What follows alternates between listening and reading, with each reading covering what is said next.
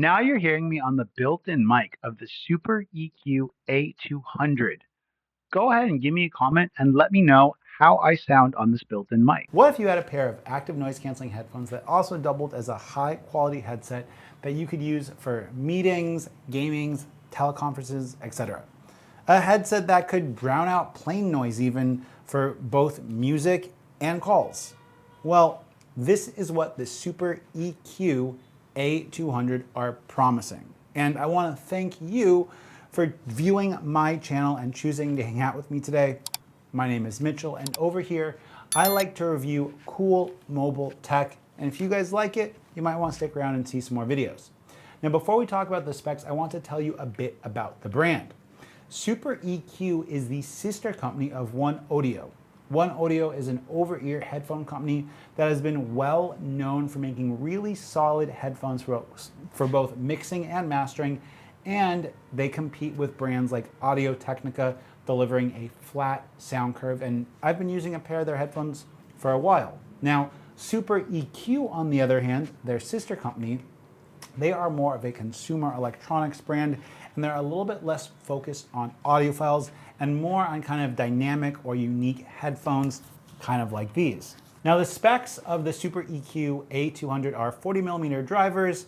They've got a sensitivity of plus or minus 118 dB. They've got hybrid active noise cancellation. They're able to filter out 38 decibels of outside noise. They've got transparency mode. They've got 6 microphones along with this one for environmental noise cancellation for calls as well as music. They utilize Bluetooth 5.4 and they have multi-point connectivity, which means you can connect to a couple of different devices at once.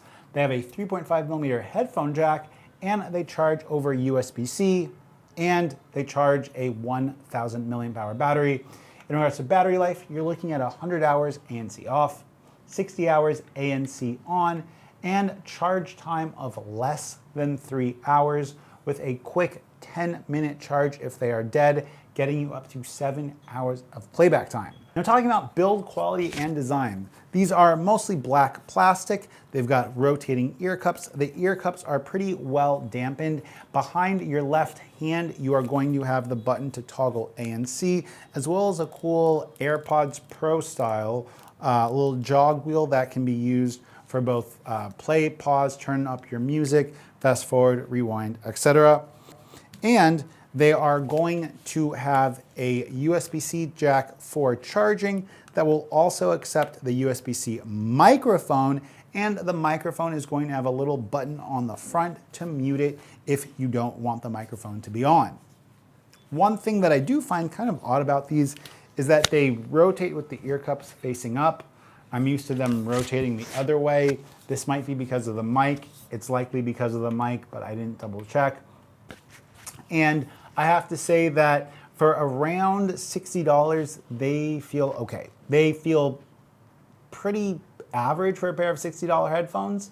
And I would say that they feel well made enough at $60. I did try using these to teach an online class, and my student said I sounded pretty good. The problem comes in when you want these headphones to do double duty for music, because they just did not sound good for music, and there's no way for me to sugarcoat this. The bass is lacking, just not enough thump, which is weird having 40mm headphones, 40mm drivers. The mids are kind of muddied and a little bit recessed, and the highs were so sharp that they were uncomfortable for me to use. I was listening to No Diggity by Blackstreet. It's a song produced by Dr. Dre, and the snare drum that hits really was uncomfortable to listen to for the full length of the song, and this was with the headphones at a relatively comfortable volume. Throughout that whole time, I didn't get enough bass, and that's really disappointing because most entry-level headphones do a decent job of reproducing electronic or hip-hop music, but these just weren't it.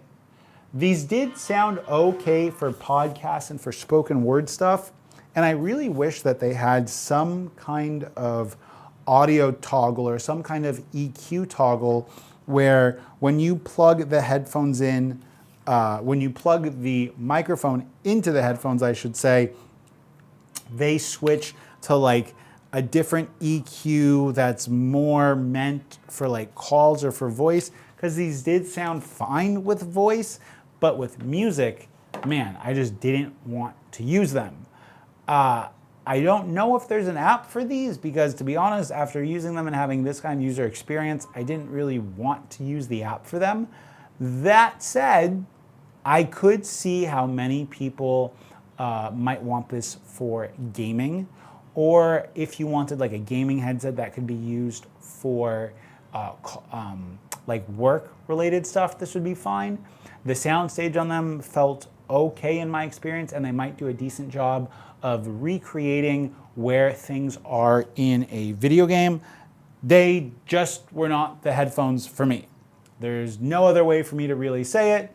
I wish that I liked them more, because they feel really nicely made, and I know that One Audio is a very decent brand that puts out good products. Sorry for such a short video. Wish I could say more that I liked about them. Have a good one. Peace.